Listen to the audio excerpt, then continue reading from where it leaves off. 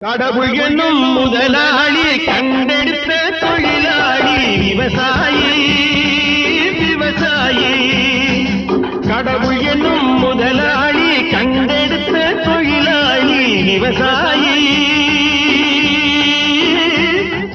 விவசாயி.